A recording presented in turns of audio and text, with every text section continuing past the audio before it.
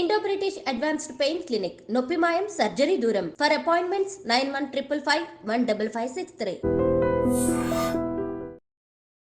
Hi hello నమస్తే welcome back to iDream media. ఈరోజు మనతో ఉన్నారు మన favourite amphi certified mutual fund distributor, అలాగే క్యూపీఎఫ్పీ అండ్ ఫైనాన్షియల్గా మీకు ఎటువంటి అడ్వైస్ కావాల్సిన పర్సన్ రమేష్ పసుపులేటి గారు. నమస్తే సార్. నమస్తే అండి. సార్, ప్రీవియస్ ఎపిసోడ్లో హెచ్ఎంపీవీ వైరస్ అనే దాని గురించి, దాని యొక్క ఇంపాక్ట్ కానీ కరోనాకి దానికి ఉన్న సిమిలారిటీస్ అండ్ ఇంపాక్ట్ యొక్క ఇన్వెస్ట్మెంట్కి సంబంధించిన స్ట్రాటజీ చెప్పారు కదా. అయితే ముఖ్యంగా ఇలాంటి టైంలో ఒక మనిషికి హెల్త్ ఇన్సూరెన్స్ అనేది దాని యొక్క ఇంపార్టెన్స్ ఏంటి, ఎవరైనా హెల్త్ ఇన్సూరెన్స్ ఎలా తీసుకోవాలని ప్రొసీజర్ కాస్త చెప్తారా? డెఫినెట్గా అండి. అది ఈ టైంలో కంపల్సరీగా ఫస్ట్ చెక్ చేసుకోవాల్సింది ఏంటంటే ఒక 2-3 థింగ్స్ ఉన్నాయి. అవి కంపల్సరీ చెక్ చేసుకోవాలి. ఒకటి హెల్త్ ఇన్సూరెన్స్ ఉందా లేదా, రెండోది వచ్చేసి లైఫ్ ఇన్సూరెన్స్ ఉందా లేదా, మూడోది వచ్చేసి ఎమర్జెన్సీ ఫండ్ ఉందా లేదా. ఓకే. సో ఈ 3 బేసిక్స్. ఎందుకంటే కోవిడ్ వచ్చినప్పుడు మనం చూసాము, ఫస్ట్ చాలామందికి జాబ్స్ కూడా పోయాయి. ఆ టైంలో చాలామందికి శాలరీస్ కూడా పే చేయలేదు కంపెనీస్, ఎందుకంటే లాక్డౌన్ పడింది, ప్రొడక్షన్ ఆగిపోయింది. సో అందరికీ ఇన్కమ్ ఆగిపోయింది. చాలా కంపెనీస్ శాలరీలు కట్ చేసి పే చేసాయి, లేదంటే కొంతమందికి శాలరీ కూడా పే చేయలేదు. సో అందుకని ఒక కంపల్సరీగా ఈ టైంలో ఎమర్జెన్సీ ఫండ్ ఒకటి కంపల్సరీ 6 మంత్స్ కానీ 3 మంత్స్ కానీ, ఎన్ని రోజులు ఉండిద్దో మనకు తెలియదు కాబట్టి హెచ్ఎంపీఏ వైరస్. సో అన్ని రోజుల పాటు మనకి ఎమర్జెన్సీ ఫండ్ ఉందా లేదో చెక్ చేసుకోవాలి. ఫస్ట్ దాన్ని క్రియేట్ చేసుకోవాలి. సెకండ్ వచ్చేసి కంపల్సరీగా హెల్త్ ఇన్సూరెన్స్ చూసుకోవాలి. ఎందుకంటే కోవిడ్ టైంలో మనం చూసాం hospital bills 50 lakhs, 1 crore. So అంతకన్నా ఎక్కువ. ఒక ఫ్యామిలీలో నలుగురు ఉంటే నలుగురు ఇంపాక్ట్ అయ్యి 1 crore అయిన సందర్భాలు ఉన్నాయి. డిమాండ్ అండ్ సప్లైలో ఆక్సిజన్ సిలిండర్స్ ప్రైస్ కానీ అన్ఇమాజినబుల్ సిచ్యువేషన్స్గా మారుతూ ఉంటాయి. అలాంటి టైంలో ఫైనాన్షియల్గా మీరు చెప్పిన విధంగా 50 lakhs ఏంటి, ఇంకా ఎక్కువైన సిచ్యువేషన్స్ కూడా చాలామందికి ఉన్నాయి. కాబట్టి సో హెల్త్ ఇన్సూరెన్స్ అనేది ఏ విధంగా తీసుకోవాలి, అలాగే మీరు చెప్పినట్లు లైఫ్ ఇన్సూరెన్స్, ఎమర్జెన్సీ ఫండ్, ముఖ్యంగా హెల్త్ ఇన్సూరెన్స్కి లైఫ్ ఇన్సూరెన్స్కి డిఫరెన్స్ చెప్తూ కాస్త ముందుకు తీసుకెళ్తారు. డెఫినెట్గా అండి. ఇప్పుడు ఫస్ట్ ఆఫ్ ఆల్ ఏంటంటే ఫైనాన్షియల్ ప్లానింగ్లో so health insurance, life insurance ఏం చేస్తాయంటే మన ఫైనాన్షియల్ ప్లాన్ని, గోల్ని డిస్టర్బ్ చేయకుండా ఇవి కాపాడతాయి. హెల్త్ ఇన్సూరెన్స్ ఎలా కాపాడుతుందంటే ఫస్ట్ ఆఫ్ ఆల్ మనం హాస్పిటల్లో ఉంటే హాస్పిటల్ బిల్ ఎంతైనా కూడా వాళ్ళే పే చేస్తారు. సో ఎంత కావాలంటే మనకి ఎంత కావాలో తెలియదు. మేబీ 50 lakhs కావచ్చు, 1 crore కావచ్చు. వచ్చే వైరస్ మనకి ఎంత అవసరమైందో తెలియదు. మనం ఎన్నో విధాలుగా చూసాం.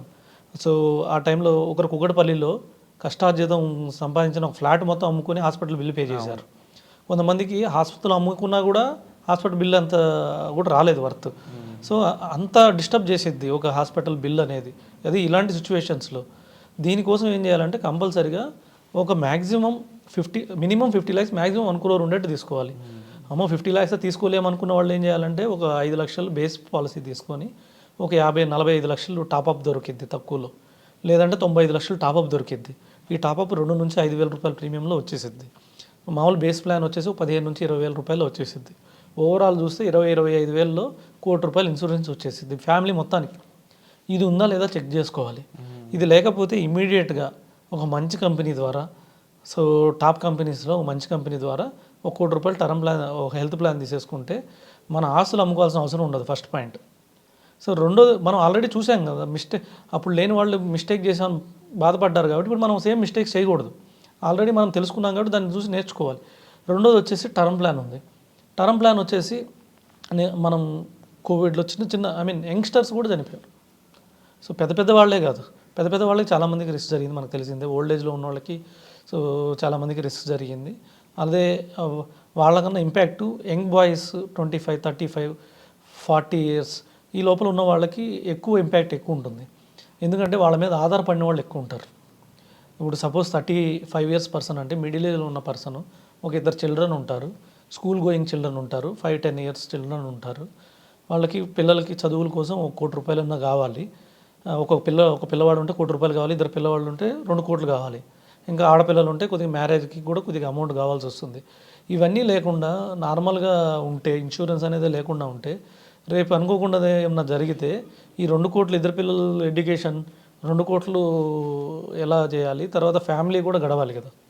మంత్లీ వాళ్ళ ఫ్యామిలీకి 2 పిల్లలు ఉన్నారంటే తక్కువ 25,000 నుంచి 30,000 అయితే అవుతుంది కదా ఫ్యామిలీకి. ఏది పిల్లలకి ఎడ్యుకేషన్ కట్టుకొని, రెంట్ కట్టుకొని, తర్వాత మొత్తం అన్నీ ఇంట్లో ఉన్న ఖర్చులన్నీ కావాలంటే ఈజీగా 15 నుంచి 20,000 లేకుండా నడవదు. సో ఇవన్నీ ఎక్కడి నుంచి వస్తాయి? సో సంపాదించే వాళ్ళకి ఏమైనా జరిగితే ఇవన్నీ ఎక్కడి నుంచి వస్తాయి? దీనికి ఆన్సర్ ఏంటంటే మనకి term plan. So term plan తీసేసుకుంటే ఈ టెన్షన్ ఉండదు. టర్మ్ ప్లాన్కి ఎంత ప్రీమియం అవుతుంది? మహా అయితే 10,000, 15,000, 20,000 ఏజ్ని బట్టి.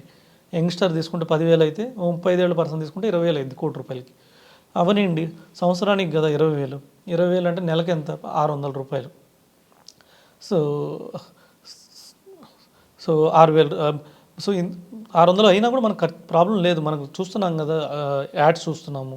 ₹600 నుంచి ₹1,00,00,000 టర్మ్ ప్లాన్ వస్తుందని చెప్పేసి. మినిమం 600 పే చేయండి, ₹1,00,00,000 టర్మ్ ప్లాన్. సో 600 యంగ్స్టర్స్కి ₹600 నుంచి స్టార్ట్ అవుతుంది ₹1,00,00,000 టర్మ్ ప్లాన్. కొద్దిగా ఏజ్ పెరిగే కొద్దిగా పెరుగుతుంది, కానీ తప్పదు. ఎందుకంటే ఆధారపడిన వాళ్ళకి వాళ్ళకు ఉన్న గోల్స్కి ఇవి డిస్టర్బ్ కాకూడదు.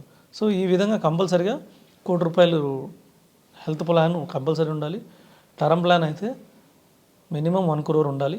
సో మ్యాక్సిమం 2 crores, 3 crores, ఇంకా ఎక్కువ సంపాదించేవాళ్ళు, వాళ్ళ వర్త్ వాల్యూ ఎక్కువ ఉంది, ఒక 100 కోట్ల వాల్యూ ఉన్నవాళ్ళు ఉన్నారు. ఇప్పుడు అమితాబ్ బచ్చన్ లాంటి వాళ్ళు, సచిన్ లాంటి వాళ్ళు, వాళ్ళ వాల్యూ ఎక్కువ ఉంటుంది. వాళ్ళు 100 కోట్లలో తీసుకుంటారు. కనీసం మన వాల్యూ ₹1,00,00,000 ఉండదు.